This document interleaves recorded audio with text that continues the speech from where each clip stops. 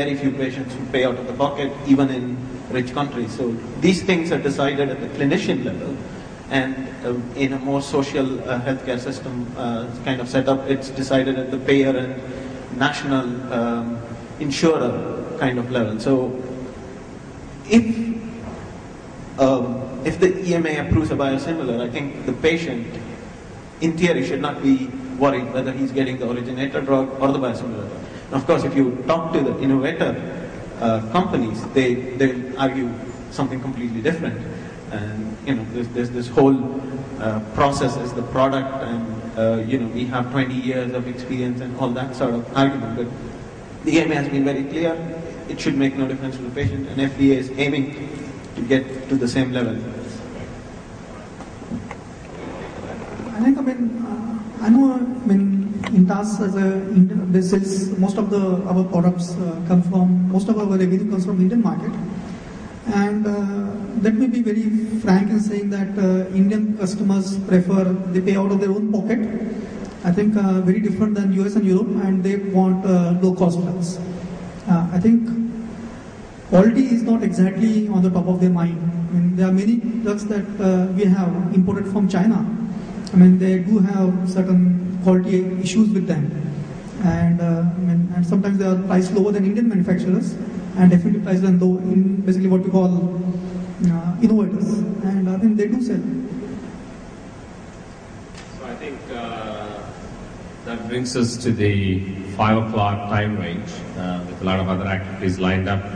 If the audience don't have any more questions, then we said this will be the end of the session. Thank you one and all for your participation. And is there one more question from somewhere?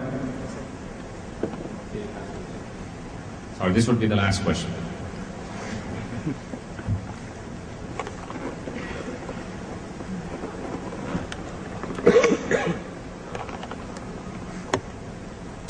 I am Anant, and my question to KV Jogi sir. Why not companies can go for the more enhanced biosimilar molecules than biosimilar when they have to face on the trials in US and EU? And also, if you invented a drug that more enhanced biosimilar drug, then you have a longer life in the market. Can you keep your mic a little bit farther away and then speak a little slowly? Why not companies can go for more enhanced biosimilar drugs instead of biosimilar drugs? Because you have to face, for even a biosimilar product, you have to face all the trials in US and EU, European Union. And if there is a more enhanced biosimilar drug, then it has a longer life for the business purpose. So your question is, did you get that? Why aren't companies making biobetters? Yeah, that was the question, yeah? Yeah, companies are doing. Our panelist on the other side suggested that they are actually exclusively focusing on biobetters, so they are doing. See, biobetters have, in my presentation, have inherent risk in them. They are not cost-free. They are not risk-free. Biosimilars, there is a risk-benefit ratio in both. For biosimilar, it is there, and for biobetters, is there. For biobetters, you need a certain technical expertise that you may not have. Then you have to go with biosimilars. With biobetters, you may not have money and technical manpower. Then you go with biosimilars. In biobetters, you do require more risk, more financial muscles, more technical expertise. And that may not be basically what you call each person have different cost benefit, level. And so it depends on company to company. Did I answer your question? All right. Thank you all. Oh, there's one more question. Okay.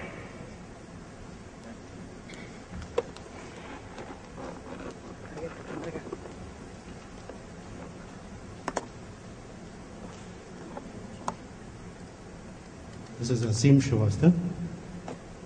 I'm taking it one step further to Dr. Reddy's. You talked about patient. How's the health insurance companies are taking a perspective towards the patient and towards the originator?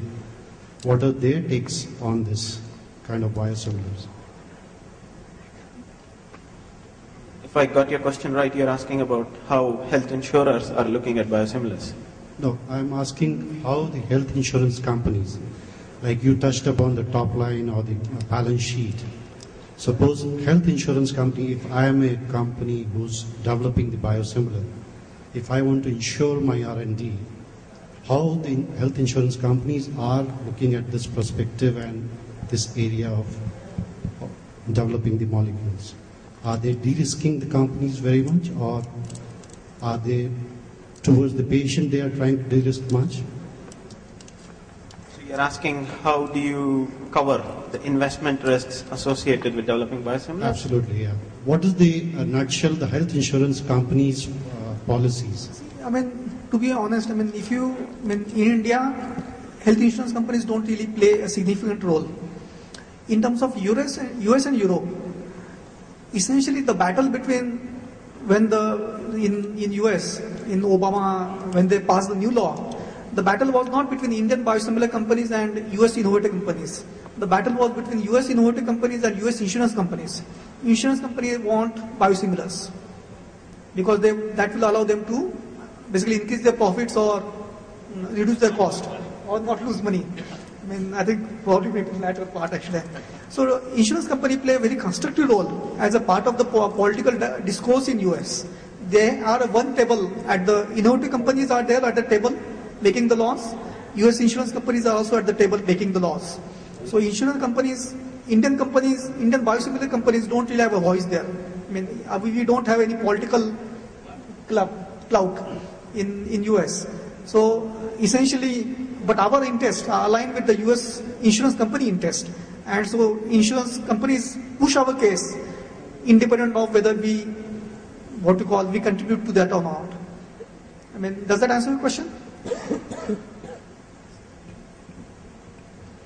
All righty. Thank you very much. Have a great evening.